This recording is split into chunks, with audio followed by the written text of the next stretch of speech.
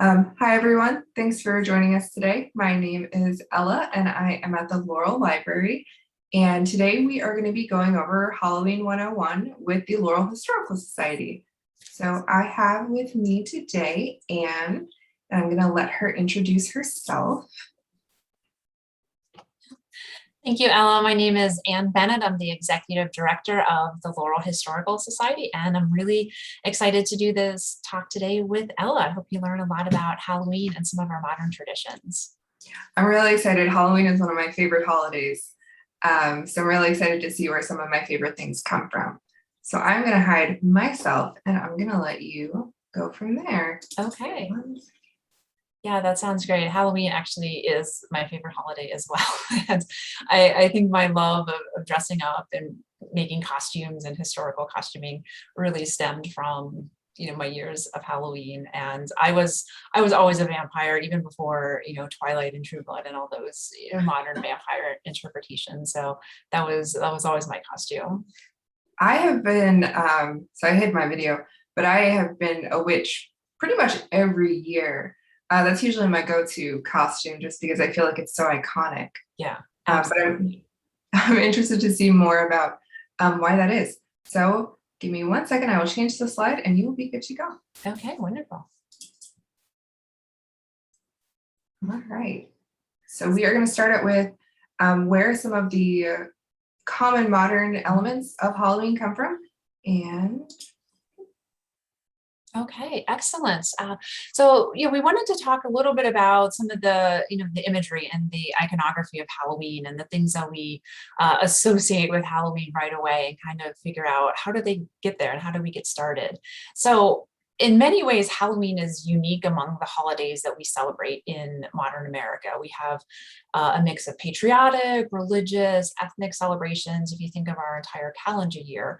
So Halloween is similar to holidays like Easter and Christmas because they have a mix of Christian and non-Christian or pagan traditions with it. But Halloween has really been almost maligned or demonized of most of the holidays as well. And that really stems back from its ancient roots in the macabre, the celebration of death. And so it's also one of, I think, the most changing and fastest growing holidays. That means that over the last less than 100 years, it has really changed in the way that we celebrate it from children and adults. And it's also spreading out among, outside the borders of America. So it's really set to become almost like a global subculture, and it's incorporating holidays that are related somewhat, but independent, like Days of the Dead and the Ghost festivals. But it's so it's mixing and it's taking and it's adding to. So Halloween, I think more so than really any other major holiday we celebrate, has this really tremendous mix of all these elements. So what we're going to look at right now from the beginning are some of these really iconic images of Halloween. And when you think of Halloween, you probably think of trick-or-treating first, right? That's what I think of. I love trick-or-treating as a child. I went trick-or-treating all the way up until I wasn't really, I was too old to do it. I got very tall very quickly. In elementary school, so that kind of put a damper on trick-or-treating as I got older, but I love it. And how did it get to be that way? So trick-or-treating, the idea of going door to door and asking for treats and getting candy was really thought to come from Britain and Ireland, mostly in Catholic countries or closely related denominations that still celebrated a feast day called All Saints' Day, which was held on November 1st. And we'll talk a little bit more about that when we talk about the history later. But this idea that people would go door to door and they would ask for food in exchange for offering prayers for the deceased of the family. So that was called souling. So you would go souling, like the Christmas carol that says, "Here we come a wassailing." So the act of wassail was to go a wassailing. The act of going door to door to pray for the deceased was called a souling. So we have that tradition of going door to door and asking for something and getting something in return. And that was a large part of medieval and early modern Europe, particularly in the British Isles, like I said.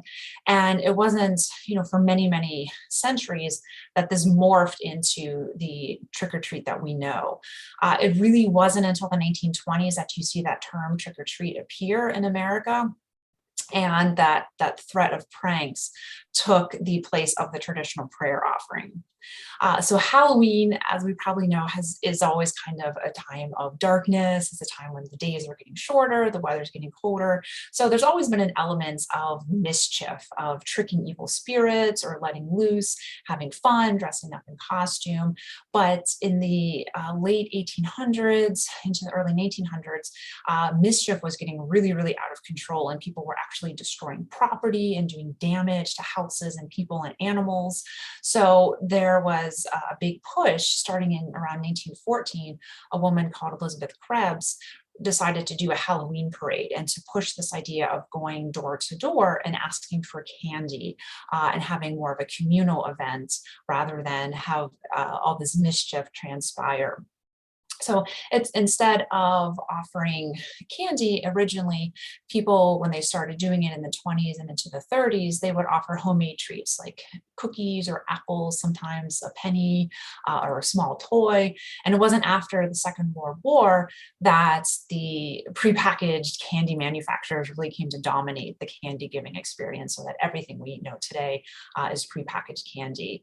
And what's kind of interesting is that I feel like in the modern times, in the last decade or so, we've really kind of come full circle to that communal event again, because people are now pushing things like trunk or treat events where there's kind of a community gathering and you're letting your children go around car to car rather than door to door, because of some of the fear of that mischief coming back into Halloween.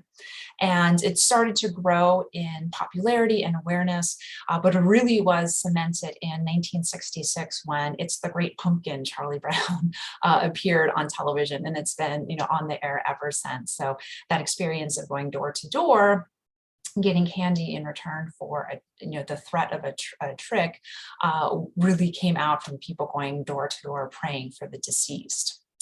And so the second component of trick or treat is the treat part. And so candy, like I said, is kind of a modern association with Halloween. And when people were going a-souling, they were given food, but it was a special type of food. They were given what was called soul cakes.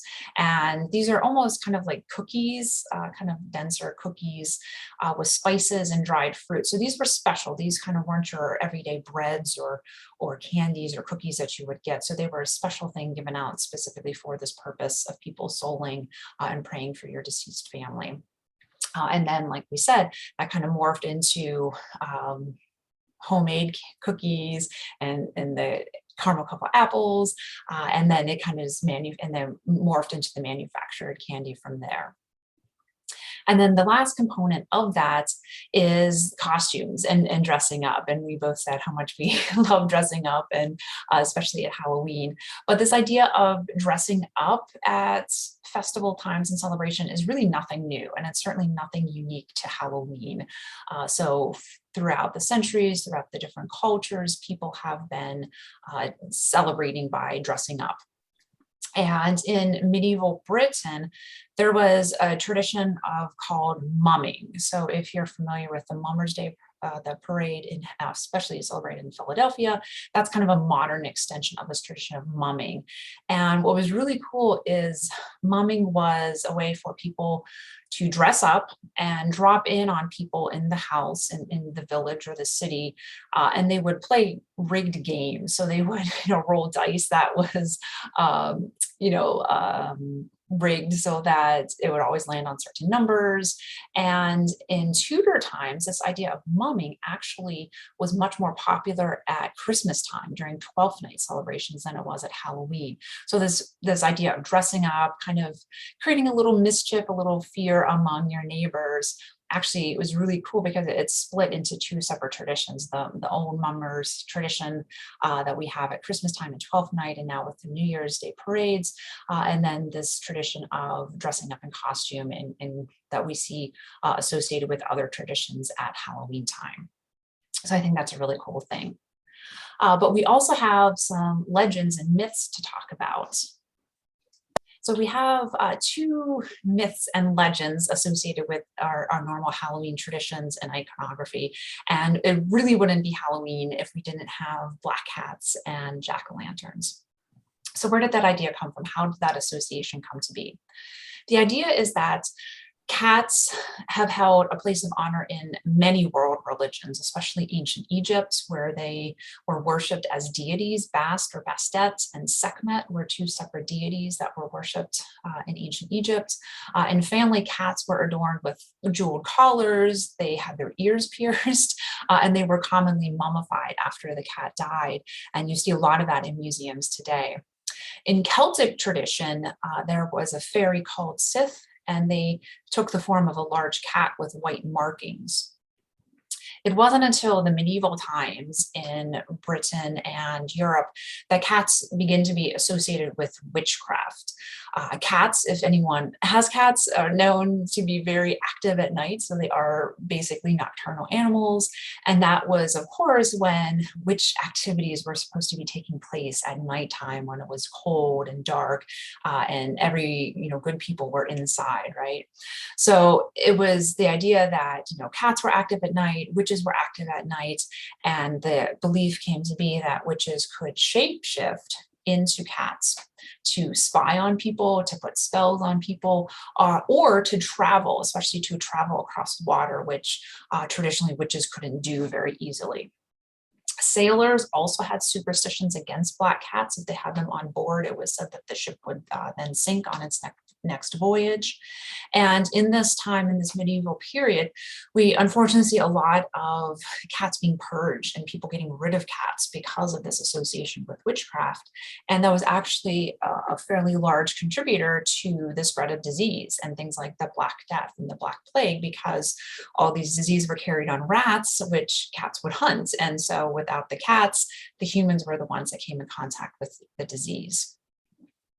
And again, it wasn't until World War II in America that we see the rise of black cats as a popular image in America in Halloween decorations. And it was intended to scare away evil spirits. So that's why you typically see them with their teeth bared and their backs arched and their spiky fur. It was a way to scare away these evil spirits. But I will say that throughout the world and throughout different time periods, there are many superstitions about black cats, and they have good and bad beliefs. Not all of the beliefs about black cats are bad. And there are some actually very famous black cat owners, like former President George W. Bush and Edgar Allan Poe, which we'll talk about a little bit later, actually. And so the jack-o'-lantern is another myth and legend that grew out of Ireland and out of Irish lore, and is a huge part of our modern Halloween traditions. So the stories vary, but the heart of the myths, it says that there was a man called Stingy Jack, and he made a deal with the devil, but he tricked the devil, so he got out of this deal. And when he died, he was, of course, too bad to go to heaven. And the devil was upset that he got tricked by Jack, so he wouldn't let him into hell. So he was doomed to wander the earth in limbo. He couldn't go to heaven, couldn't go into hell. And so the devil took pity on him, and he reached into hell and took out a burning ember of coal and gave it to Jack. And Jack carved out a turnip and put the ember inside of it so it would light his way as he's doomed to roam the face of the earth. So when that superstition, when that legend, when that lore came to America with the early Irish immigrants, There's not a lot of turnips and parsnips normally growing, although they are, but pumpkins were so much more prevalent and honestly easier to carve. So that's kind of made the transition across the ocean. So that's where we get the carving of pumpkins. And you hear two different things about the faces of the pumpkin. You see that it's either meant to imitate Jack, kind of in mockery for making a deal with the devil, but it's also a way to scare away Jack and to scare away other evil spirits at this time by having a really gruesome carved face in the pumpkin. The will-o'-the-wisp is a related tale, and some people, when they see this phenomenon, they say, "Oh, well, that's Jack of the Lantern," and especially in England and European folklore, where there's places that are marshy or bogs. You'll see this tale of the will-o'-the-wisp. And what it really is it's a natural phenomenon. It's the rise of atmospheric gases so that you think of phosphorus or bioluminescence. It's like this gas being let off by the decaying matter in the swamps and the marshes and the bogs. And it really looks like there's a light far off in the distance. So that association with a natural phenomenon coupled with the cultural traditions lead people to think that this will-o'-the-wisp is Jack o' the Lantern. So we have a little bit of history about how some of these traditions evolved. And so we talked about some of the most iconic aspects of Halloween. So now we're going to backtrack a little bit and talk about where do some of these modern American traditions come from, and a little bit about where they're going to go, where they're evolving into. So really, any talk about Halloween cannot be completed without talking about the Gaelic or the Celtic traditions of Samhain. Samhain was a festival celebrating the Celtic New Year, which occurred at the end of the harvest season on November 1st on our modern calendars. So the celebrations took place like we do, New Year's Eve on December 31st. The New Year's Eve celebrations for the Celtic calendar took place on October 31st. And it was this transition of harvest time, which meant plenty and food in abundance, to this time of winter, which was going to be cold and dark and bleak and a very scary time that you might not have enough food to see you through the winter. And it was this transition time between harvest and winter where they thought that the veil between the living and the dead was at its weakest. And so the dead could cross over. And they did that in both ways. So the previously deceased could come back to visit loved ones, but the people who had died within that previous year would be able to then go to the world of the dead. They would be able to cross over into into the underworld. And so we see that there were certain celebrations at this time. The bonfires were lit, sacrifices of crops and animals were completed to help the dead cross over in peace. And there was a lot of fear and superstition, obviously, at this time, because not everyone who was dead was a good person. So there was a real fear of evil spirits, and especially mischievous and malicious spirits as well. So the bonfires were built both to scare away evil spirits and light the way for the good spirits. And that's why bells were also rung at that time to scare away the evil spirits. Masks were sometimes worn to disguise the living so they couldn't be recognized by the evil spirits. And you have traditions and superstitions evolving so that if you were out walking on New Year's Eve and you heard footsteps behind you, you're not supposed to look back. So, and this also, another tradition that formed out of this was what's called a dumb supper. And not in terms of dumb being smart, but dumb meaning no one talks. So the family would sit down to a meal, they would eat it in silence, and that was an invitation for the spirits of your loved ones to join you. This was also a particularly popular time for fortune telling and divination, especially among young women who were eligible to be married. So that's why you have a lot of things like apple bobbing and apple peeling coming out, because it's harvest time. These things are being harvested, but they're also being used in the fortune telling tradition. And so it was thought that the first girl to successfully bob for apples would be the first to be married in the coming year. And also, if you would peel an apple entirely in one take, and you would throw the peel over your shoulder, and then whatever form the peel took, the letter of the alphabet that you would, of the person that you would be marrying in the year to come. And so when the Irish began migrating in mass numbers, especially starting in the 1840s, they brought with them all of this Halloween traditions and superstitions. But before that, the Romans invaded the British Isles, expanding the Roman Empire, and they brought with them their feasts and their gods and their pantheon, and it was incorporated into these local festivals of the British Isles. And so that's where we have these associations with Pomona and Feralia coming from the Roman traditions and celebrations. Pomona was the goddess of the harvest, specifically of fruit and nuts, and it's where a lot of languages get the word apple from, Pomona. So her symbol was an apple, and so that idea, combining the harvest time of apple bobbing, apple picking, with her symbol of the apple, led it to be associated with this time of year. Although in reality, Pomona was actually a more minor goddess, and she didn't have very big festivals associated with her, but she was commemorated in poetry. So this idea of her being associated with fruit and harvest and all of her attributions were kind of morphed into the already taking place celebrations at harvest time, even though her festival was not during the harvest time of the year. Feralia was actually the bigger celebration that the Romans brought with them and incorporated into this idea of harvest celebrations.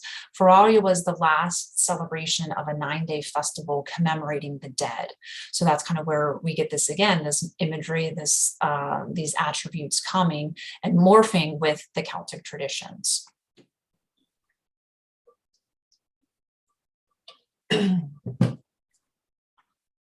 And so as the Roman Empire, diminished, and as Christianity rose, that's really the next big wave where we get the influence of our modern day Halloween traditions.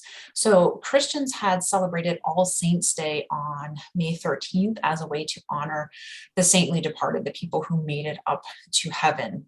But in the 8th century, the feast was actually moved to November 1st deliberately as a way to synchronize the non-Christian celebrations such as Samhain and these Roman traditions that grew out of it. So again, we see this kind of synchronicity that we see with Easter and Christmas. So All Saints' Day was then known as All Hallows' Day, which meant that October 31st was All Hallows Evening or Eve, which was eventually shortened to Halloween. So that's where we get our modern word from, All Hallows Even. So sometimes you see in olden days, you see an apostrophe between the double E's. That's because that's the contraction for the word evening.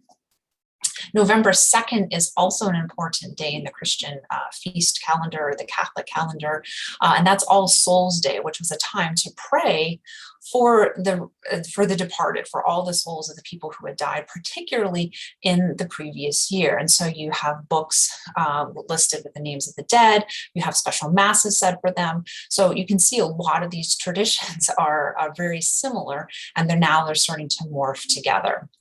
After the Reformation in the 16th century, a lot of the religious connotation was removed from the celebrations, but Catholics continue and still do continue to celebrate the feast days on November 1st and 2nd.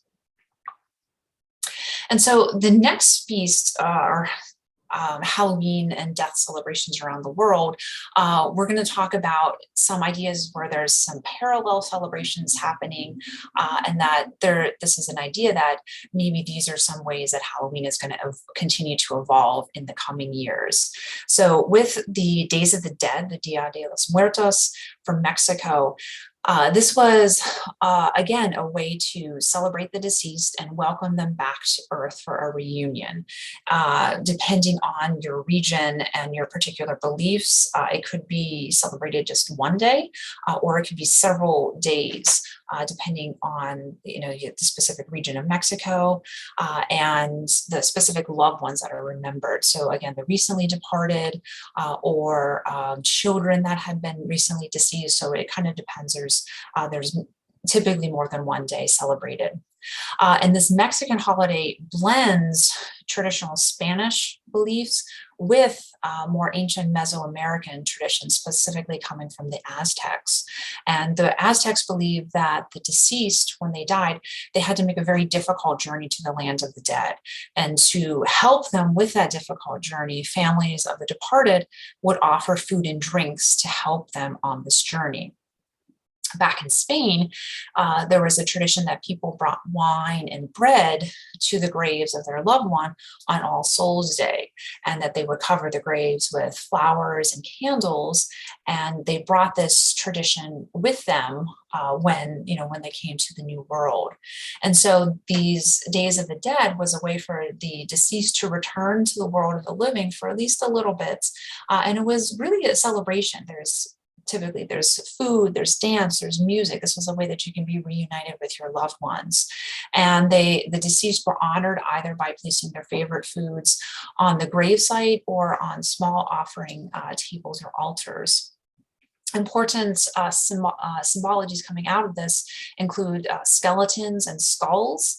And it was taken by an early 1900s painting by Jose Posada of a woman in fancy dress, but the woman was in the form of a skeleton. And the painting was meant to symbolize the adoption of European traditions over their indigenous traditions, and it was a way to build their heritage. So out of this painting comes the iconography that we see more and more of today.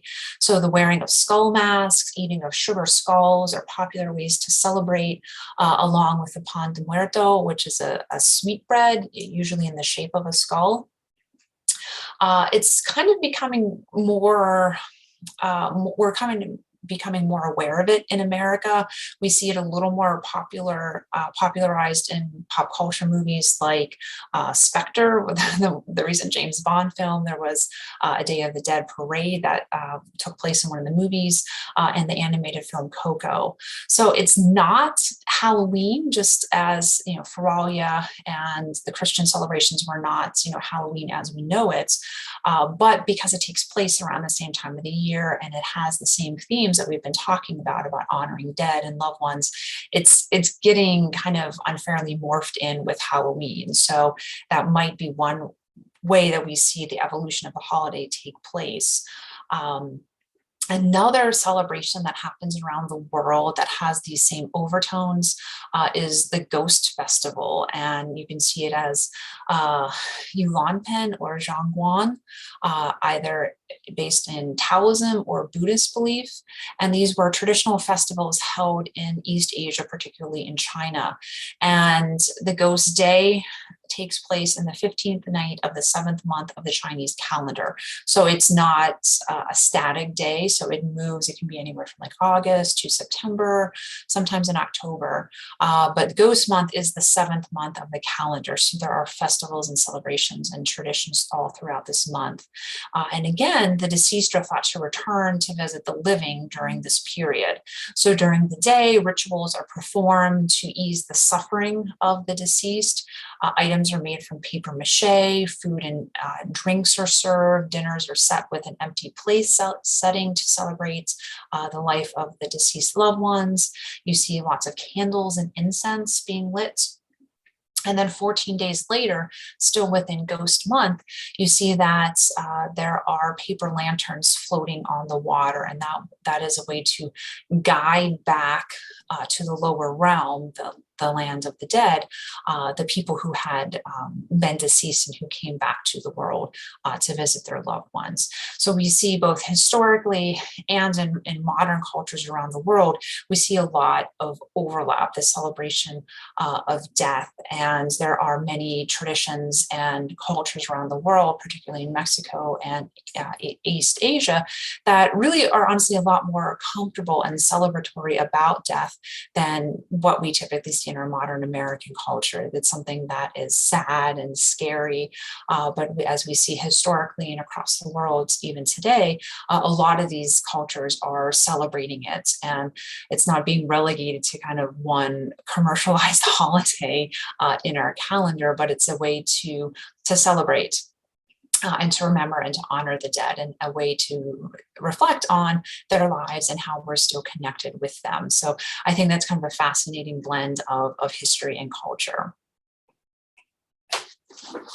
Okay, so as we talk about our modern day celebrations, we have a little bit of the iconography, we have a little bit about the history understood, and so now we're going to talk about how Halloween is celebrated today.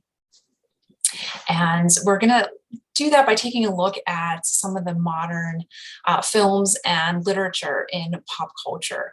And there's a lot to choose from. So I just kind of did a sample of some older classic movies and some more modern TV series as well. So I'll kind of go through them quickly. I'll try not to spoil the plots for you, but I do encourage you, especially some of these more classic movies, to go and watch them, rent them from the library, or try to find them on Netflix, because they really are fun. And now that you know a little more about the history of Halloween, you'll be able to appreciate them a little better. So Arsenic and Old Lace is a film that came out in 1944. It was shot in 1942, and it was actually directed by Frank Capra. So he's a famous American director, did things like It's a Wonderful Life, and it starred Cary Grant and I believe Penelope Lane. I forget the actress's name, but it's a dark comedy based on a Broadway play by Joseph Kesselring, which in itself was based on a real life serial killer named Amy Archer Gilligan. And so this is why it's a comedy. It is funny, but it's a little dark because of the subject matter. And what's so great about this film is that the credits open. So in old movies, you didn't have the 5 minutes of credits at the end of the movie. Credits were very short, and they were at the beginning of movies. So in Arsenic and Old Lace, the credits open with Halloween images. So you see witches, you see black cats and jack-o'-lanterns. And the couple just got married, and they got married on Halloween. And the play was set in September, but the movie makes a very specific point of saying this is Halloween. So by then, the holiday was popular enough to warrant that move and change from the original play adaptation. And there is an appearance of children trick-or-treating in the streets. And it's thought to be that this film is the first to depict trick-or-treating in a movie in America. Meet Me in St. Louis also came out the same year in 1844. This was directed by Vincent Minnelli, and it starred his future wife, Judy Garland. And it's best known as a Christmas musical, I would think, if you know anything about Meet Me in St. Louis. It has great songs like the Trolley Song, and one of my favorite Christmas songs, Have Yourself a Merry Little Christmas. So it's usually thought of as a Christmas movie. However, there is about a 9 or 10 minute sequence about Halloween. And what's interesting about this movie is that even though it came out in 1944, it was set right before the St. Louis World Fair of 1904. So we're looking at this period of 1903, 1904, before the St. Louis World Fair. And it really has this extended look at Halloween at the turn of the century. Somewhat idealized because Hollywood, but it's so far removed from anything that we think of Halloween today. And that's only about 100 years difference. That is really, really interesting. And at the time of the movie making, this way that Halloween is celebrated in the film still would have been in living memory for the people involved with the film. So it's only, again, about 40 years between the time it was set and the time it was filmed. And what is really interesting is that there's no trick-or-treating, there's no candy. Children are dressing up, but they dress up in really weird costumes. And you can kind of see in that little snippet there, they're both dressed up as ghosts, but it doesn't look anything like we think of the ghost costumes today. And they don't go around door to door, but they celebrate with a big bonfire out in the middle of the street with their friends. And they don't go trick-or-treating, but they go out to kill neighbors. And the way they did that was by throwing a handful of flour in your face. So you still would go to door, or maybe sneak up on people and kill them by throwing flour at them. And that actually was a holdover from much earlier traditions. And like we said earlier, this idea of trick-or-treating doesn't really take off until the 1930s, and particularly after the Second World War, when, safer candy came to be. So we couldn't talk about Halloween films without talking about Halloween. And this was a really iconic low budget horror film from 1978 by director John Carpenter. And it really set the tone for all the slasher subgenre horror. So if you're into slasher flicks or horror films, you know all about Halloween. And what's so interesting about it is that John Carpenter deliberately used the mood and the tone of the holiday so effectively that it really transformed the genre. And it took its cues from things like old radio horror stories, so that even though there's a lot of sexuality and gore in the movie, a lot of it's implied. And that's even worse because it's left to the viewer's imagination to think about the actual events.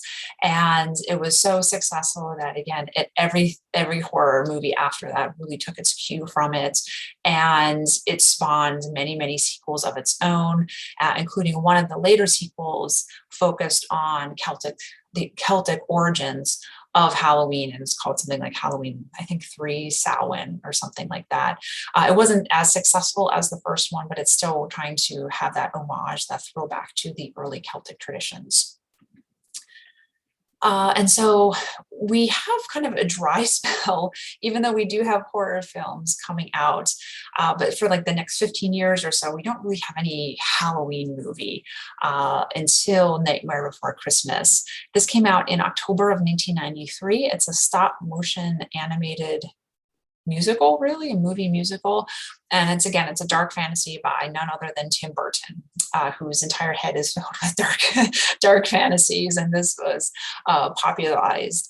And it features on the king of Halloween, Jack Skellington, and he stumbles across Christmas Town. And so it's this whole movie about kind of the interplay between the two holidays.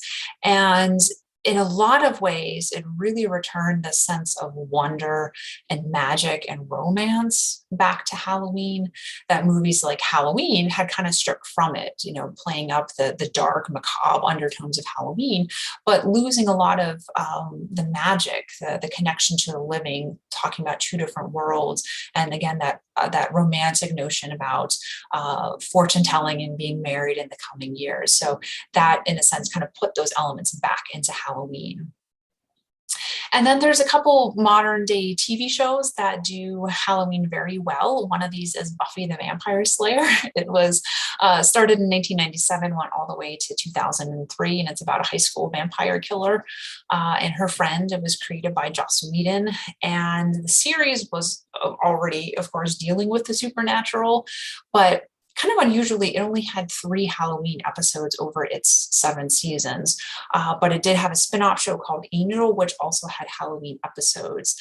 And some of them are just really fun because in the first one, for example, that Buffy and her friends have these rented Halloween costumes, and it's not until later that they start encountering these demons that they realize that the costumes they rented have been cursed or imbued with the powers of the people that would have worn these outfits. So Buffy was dressed in like an 18th century Marie Antoinette type outfits. And so she didn't really have any power. She just could, prance around in a fancy dress and like faint a lot. So that was kind of a fun Halloween episode as well. And it was a little bit earlier in 1990 that the first Treehouse of Horrors episode from The Simpsons came out, and this has been a huge hit from them. They do this every year, and they're known for their serial Halloween episodes, having really weird riffs on their traditional comedic satire, but they also do Simpsons versions of Halloween poems and poetry and literature. So if you have never seen Homer and Bart do Edgar Allan Poe's The Raven, that's the first thing you need to do after this webinar is go and Google that and find it out, because it's just wonderful. James Earl Jones does the voice, the narration, and it's super funny because it's a Simpsons, but it's so well done because, of course, it's Edgar Allan Poe. So we're actually going to talk about Poe a little bit in the next version. So we have pop culture films, and now we're going to be talking about pop culture literature. So like the films, there's versions of Halloween that appear in different classic pieces of literature.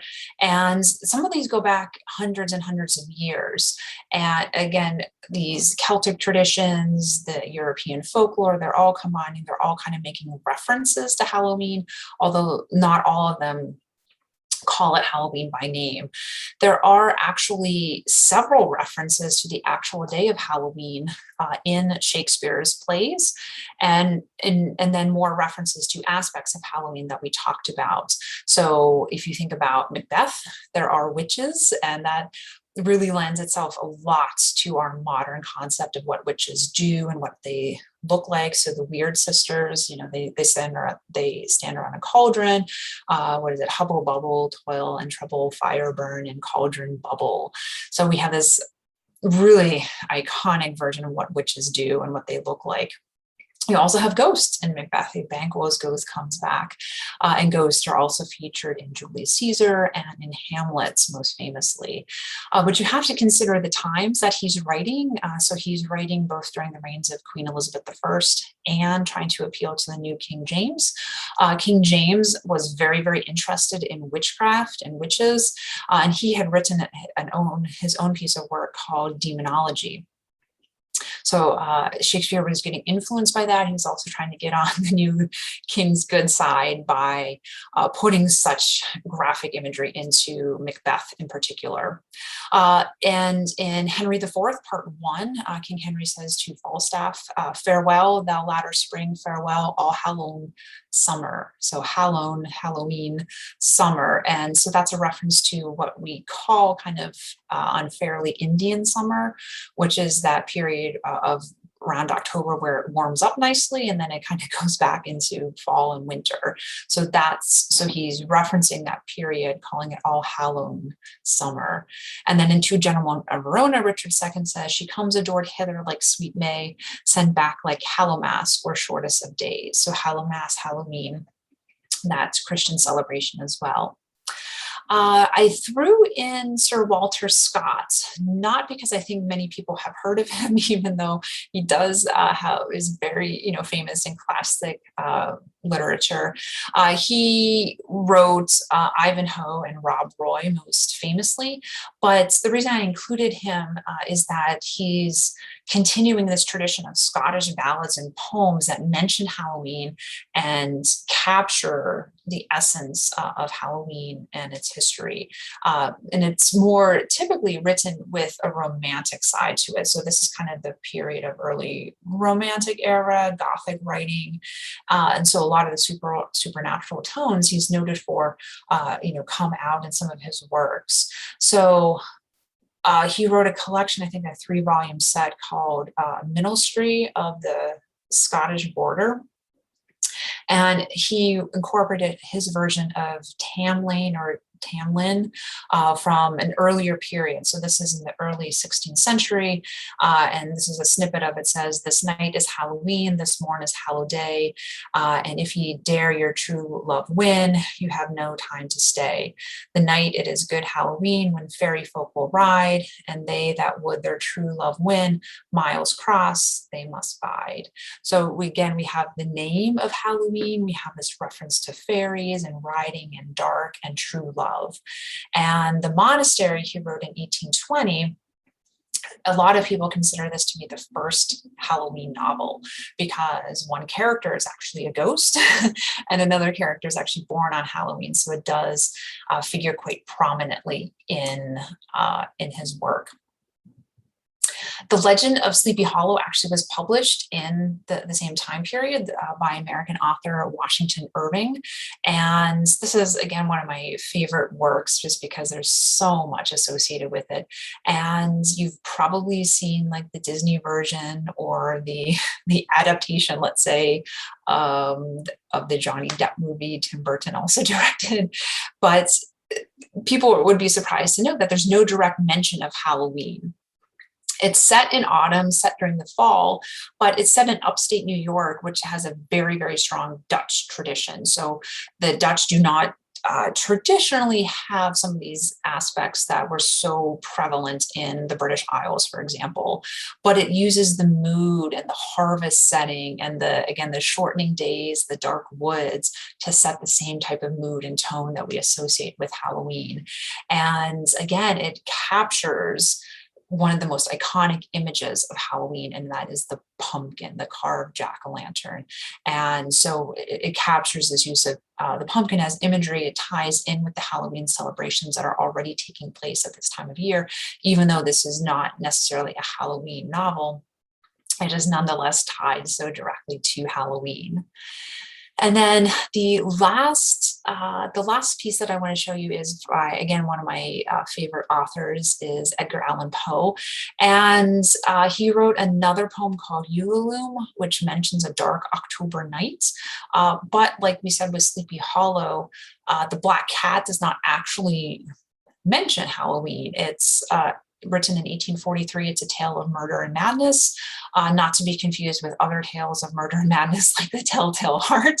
This one is looking at an alcoholic who actually kills his wife and walls her up with a cat. So that's kind of what the story is about. So again, we have direct imagery of witches, of bad women, of black cats, and they're almost certainly, a huge contributor to its popularity for the holidays. So we have these superstitions coming into play for hundreds of years before Poe, but again, the idea of the darkness, the tones, and if you're going to pick one author to be associated with the darkness of Halloween, it's going to be Poe.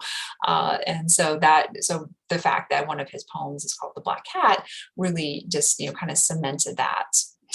There's and kind of rounding out the trifecta of witches, black cats, and pumpkins. One that I didn't put that you might not come across very often in college or in high school. It's called Young Goodman Brown. It's written by another American author, Nathaniel Hawthorne, and it really focuses on witches as well. So there we kind of have, again, this trifecta of American literature and American authors with Irving, Hawthorne, and Poe, again, all kind of associated with these kind of dark undertones and cementing the main symbols of the holiday, pumpkins, black cats, and witches into kind of the modern American psyche. So that's a little bit about Halloween and pop culture in modern American tradition. So I hope you've learned a little bit about how all these have come to be, and maybe a little bit about other traditions around the world, and how other cultures and time periods have celebrated death. And to know that really it's a celebration of life in a lot of ways, and to have that connection to the living and to the dead. So have a fun and safe holiday, and we encourage you to learn a little bit about the history of Halloween, and we have other resources and activities for you to take place. Yeah. Well, thank you so much. That was so informative. Yeah, you're welcome. It's super fun. I'm familiar with the mummers because I'm originally from Wilmington, Delaware, and we get a lot of Philly overflow. Yes. So we have the Mummers Day Parade, which is a big thing. But I always think of it as a winter thing because the Mummers Day Parade is usually around New Year's. Mm-hmm. So I was interested to hear that it might slightly be Halloween, and I do feel like there are a lot of Halloween things. Halloween and Christmas kind of get sometimes pushed together, like the Nightmare Before Christmas is a good example. Yeah. So that's really interesting. So We have a small craft. I would have liked to give everyone a pumpkin to carve, but we just don't have pumpkins like that at the library. So we do have fake pumpkins that we can decorate.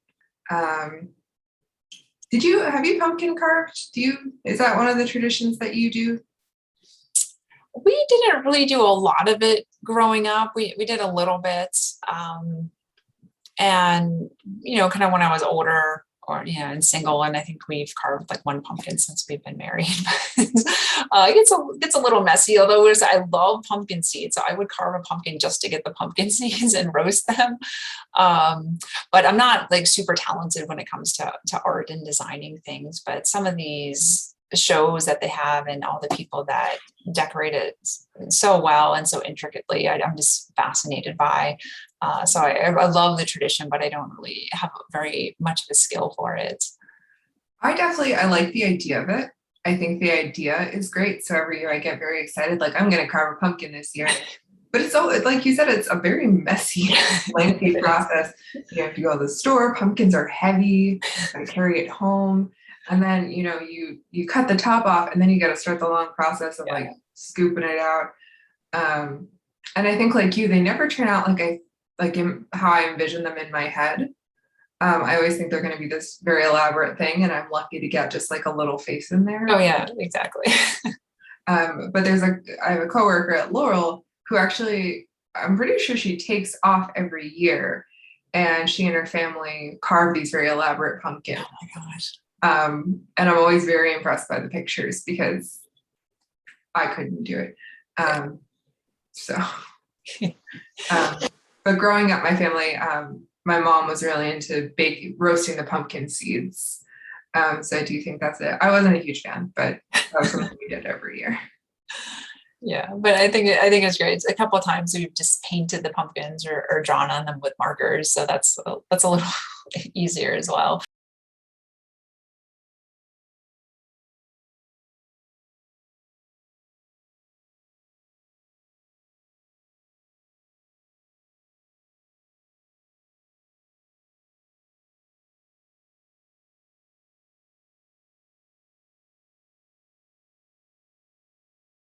I really like the kind of evolution, and I would call it an evolution of pumpkin decorating from pumpkin carving. Because when I was a child, back in the 1800s, because I'm ancient, when I was younger, it was just pumpkin carving. Like you really just did the pumpkin carving, and if you were like kindergarten age, you did the pumpkin painting.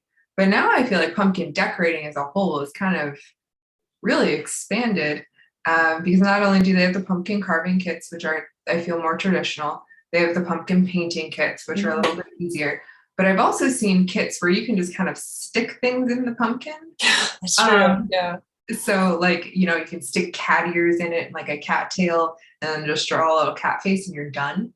So I really like that. I feel like it makes it more accessible to those of us who maybe do not have the artistic talent to,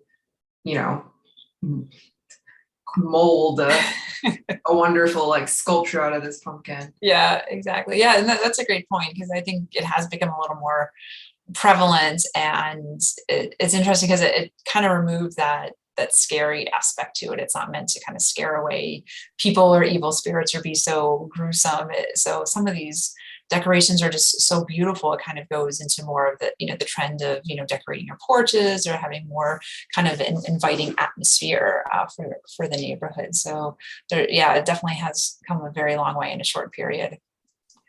I have really liked, now that you mentioned that, how instead of just kind of the scary face, which used to terrify me as a child, that, you do see pumpkins that are carved with like cartoon characters and like fun faces. So it's not just the kind of traditional face anymore. Although I have never heard the legend before.